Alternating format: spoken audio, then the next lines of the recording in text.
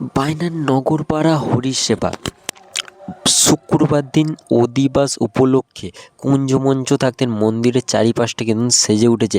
আর শনিবার দিন থাকছে কিন্তু হরিনাম সংকীর্তন, চারিপাশটা ভরে যাবে ভক্তর সমাগম।